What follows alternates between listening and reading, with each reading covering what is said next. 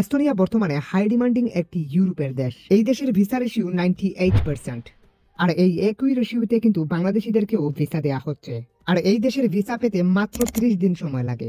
Estonia work ভিসার ফি হচ্ছে মাত্র 100 ইউরো। বর্তমানে অনেকেই জানতে চান যে কোন দেশে ইউরোপের মধ্যে সবচেয়ে বেশি ভিসা প্রদান করছে। আপনারা জানলে অবাক হবেন, প্রায় 100 জনের মধ্যে 98 জনকেই এস্তোনিয়া ভিসা দিচ্ছে। এটা বাংলাদেশি অ্যাপ্লিক্যান্টের জন্য প্রযোজ্য। বলতে গেলে এই ভিসাটা একদম পানির দামেই পাওয়া যাচ্ছে। রিজেক্ট হওয়ার সম্ভাবনা একেবারে নাই বললেই চলে। এবং আপনারা এস্তোনিয়াতে আসার জন্য কি কি রিকোয়ারমেন্ট লাগবে সবকিছুই আপনারা আজকের ভিডিওতে জানতে পারবেন। এছাড়া বর্তমানে কোন কোন জবগুলো হাই ডিমান্ডে রয়েছে এস্তোনিয়াতে সবকিছুই আজকের ভিডিওতে আমি আজকে ক্লিয়ারেন্স করার চেষ্টা করব। এন্ড দেন আপনাদেরকে দেখিয়ে দেওয়ার চেষ্টা করব কিভাবে আপনারা এস্তোনিয়াতে নিজে নিজে ঘরে বসেই আবেদন করবেন হাতে থাকা স্মার্টফোনটি দিয়ে। এছাড়াও দেখাবো যে আবেদন করার জন্য কি কি ডকুমেন্টস লাগবে, স্টেপ বাই স্টেপ আপনাদেরকে আমি সব ডকুমেন্টসই সবকিছু বুঝিয়ে দেওয়ার চেষ্টা করব। এছাড়া নিজে আবেদন করতে কত টাকা। ফার্স্ট অফ অল কথা বলা যাক ক্রোয়েশিয়ার বিকল্প হিসেবে আপনারা বুলগেরিয়া আসবেন। বুলগেরিয়ার ভিসা রেশিও ভালো এবং বাংলাদেশ থেকে কার্যক্রম করতে পারবেন যে রিউমার্স গুলা এই বিষয়ে কিছু কথা বলি। ফার্স্ট অফ অল কথা বলা যাক যে ক্রোয়েশিয়ার বিকল্প হিসেবে বুলগেরিয়া কেমন হবে। হ্যাঁ ভাইয়া, কথাটা ঠিক আছে, বাট কিছু কিছু জিনিস আপনার স্যাক্রিফাইস করতে হবে। সেই জিনিসগুলো কি? ফার্স্ট অফ অল হচ্ছে আপনার স্যালারির দিক থেকে যদি আপনি চিন্তা করেন তো ক্রোয়েশিয়ার বিপরীতে বুলগেরিয়াতে আপনি তুলনামূলক অনেক কম স্যালারি পাবেন। অ্যাটলিস্ট আমি যেটা বলবো সেটা হচ্ছে আপনার বাংলা টাকা যদি কনভার্ট করেন তো বেসিক্যালি দেখা যাচ্ছে 50, 60 বা 70 হাজার টাকা। এর থেকে বেশি স্যালারি আপনি বুলগেরিয়া আসলে পাবেন না, তারপরেও আবার কাজের কোয়ালিটি ভেদে। এবং এখানকার যে আপনার ভিসা রেশিও সেটা আলহামদুলিল্লাহ অনেকই ভালো ছিল, এখন পর্যন্ত আছে। বাট এখন যে পারমিট গুলো বের হচ্ছে সেগুলো বেসিক্যালি বুলগেরিয়ায় আপনার নির্বাচন হয়েছে, নির্বাচনের জন্য আপনার বিগত দিনে যে পারমিট গুলো ছিল সেগুলো বন্ধ ছিল, সেইগুলো আসতেছে।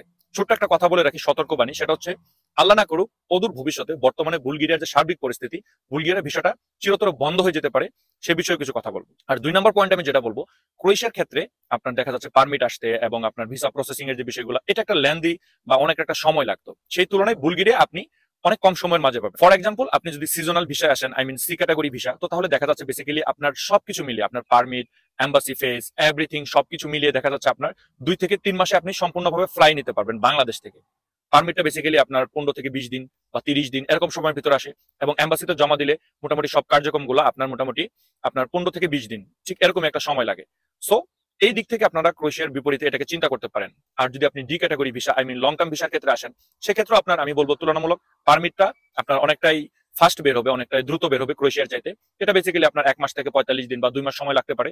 আর একটা অ্যাপ্রুভাল আসতে হয় আপনার বুলগেরিয়ান ফরেন মিনিস্ট্রি থেকে, আপনার একটা অ্যাপ্রুভাল আনতে হয়, সেই অ্যাপ্রুভালটা আসতে যতটুকু সময়, এটা আসলে মোটামুটি পারমিট ওভারঅল 2 মাসে ক্লিয়ার। এবং এম্বাসি ডেট নিয়ে আপনার তারপর আপনি সাবমিশন করবেন, আপনার রেজাল্টটা বেসিক্যালি দেখা যাচ্ছে আপনার মানে বিগত দিনে যে জিনিসগুলো হয়েছে, কেউ 25 দিন, কেউ 21 দিন, কেউ 29 দিন, ওভারঅল আপনি 1 মাসে একটা ডিসিশন পাবেন। আই মিন সেই দিক থেকে যদি আপনি চিন্তা করেন ক্রোয়েশিয়ার বিপরীতে আপনি পারমিটটা তাড়াতাড়ি পাবেন, ভিসার রেজাল্টটা তাড়াতাড়ি পাবেন, এভরিথিং সবকিছু আপনার ঠিকঠাক রয়েছে। বাট এইখানে কিছু কিন্তু রয়েছে, সেই কিন্তুগুলা কি? সেটা হচ্ছে দেখা যাচ্ছে বাংলাদেশ থেকে এবং মিডল ইস্টের বিভিন্ন কান্ট্রি থেকে এখন ক্রোয়েশিয়ার বিপরীতে আপনারা চিন্তা করতেছেন বুলগেরিয়া আসবেন, এর জন্য এজেন্সি আপনাকে সি ক্যাটাগরির ভিসা, আই মিন আপনাকে সিজনাল ভিসা ধরিয়ে দিচ্ছে, আপনি বুঝতে পারতেছেন না। এই প্রতারণাটা অনেক হচ্ছে। সিজনাল ভিসায় আপনি যদি এখানে আসেন, ফার্স্ট অফ অল আপনার কোনো টিআরসি কার্ড হবে না। টিআরসি কার্ড ছাড়া আপনি এখানে কিছু করতে পারবেন না। এখান থেকে যে আপনি অন্য দেশে যাবেন, আই মিন স্যানজেনভুক্ত যে অন্য দেশগুলো রয়েছে সেখানে মুভ করবেন, সেটা ইম্পসিবল। তার কারণ হচ্ছে আপনার টিআরসি কার্ড বাধ্যতামূলক। সেক্ষেত্রে আপনি সিজনাল ভিসা আসলে টিআরসি কার্ড পাবেন না। সিজনাল ভিসাটা বেসিক্যালি আপনার আপনি যখন ইস্যু হবে তখন 3 মাস থাকবে, এবং সেটা এখানে আসার পর এই 3 মাস শেষ হয়ে গেলে আরো 3 মাস আপনাকে বর্ধিত করে দিবে। আর যদি সেটা না করে দেয়, তাহলে আপনি যেখান থেকে আসছেন, যে দেশ থেকে আসছেন, সে দেশে আপনাকে ব্যাক করে দিবে।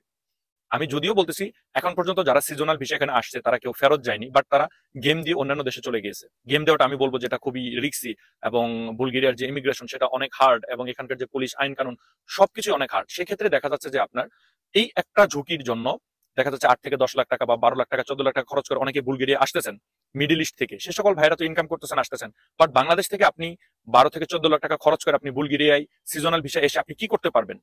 আপনার স্যালারি হবে আপনার বেসিক্যালি দেখা যাচ্ছে যদি হোটেল রিলেটেড কোনো কাজে হয় তো তাহলে স্যালারিটা মোটামুটি 80 থেকে 1 লাখ টাকা পর্যন্ত ভ্যারি করবে। আর যদি অন্যান্য কৃষি ক্ষেত্রে হয় সেক্ষেত্রে দেখা যাচ্ছে আপনার 60 থেকে 70 হাজার হবে। তো সেই ক্ষেত্রে আপনি 6 মাস 7 মাস আপনি আপনার স্যালারিটা যেভাবে দিবে সেইভাবে আপনি যদি জমাতে চান, তো আপনি আপনার যে খরচটা হয়েছে এখানে আসতে সেটা আপনি তুলতে পারবেন না। সো এখন আপনাদের মনে প্রশ্ন আসতে পারে যে ভাইয়া আমাকে যে পারমিটটা দিচ্ছে বা ভিসাটা দিচ্ছে সেটা সিজনাল ভিসা নাকি D category, I mean long term visa, সেটা আমি কিভাবে বুঝবো? ফার্স্ট অফ অল আমি বলবো যে সিজনাল ভিসার ক্ষেত্রে আপনার মানে দুইটা সেক্টরে কাজ হয়, একটা হচ্ছে ট্যুরিজম বেসড আর একটা হচ্ছে এগ্রিকালচার বেসড। যদি কোনো এজেন্সি আপনাকে কোনো কৃষি কার্যের কৃষিকাজের যদি কোনো পারমিট দেয় বা ভিসা বের করে দেয়, যদি বের হয়ে আসে, তো তাহলে আপনি বুঝবেন এটা আপনার সিজনাল ভিসা। আর হোটেল রিলেটেড যে কাজগুলো রয়েছে ট্যুরিজম বেসড, সেখানে আপনার হোটেল রয়েছে, রেস্টুরেন্ট রয়েছে, দেখা যাচ্ছে বিভিন্ন ধরনের আপনার মানে যে আবাসিক হোটেলগুলো থাকে সেইগুলা, তারপর হচ্ছে আপনার বিভিন্ন ধরনের কিচেন হেল্পার থাকে, তারপর হচ্ছে আপনার বিভিন্ন রেস্টুরেন্টে সহযোগিতা করতে হয়। এই সকল যে কাজগুলো রয়েছে, এই সকল কাজগুলো হচ্ছে আপনার সিজনাল ওয়ার্ক।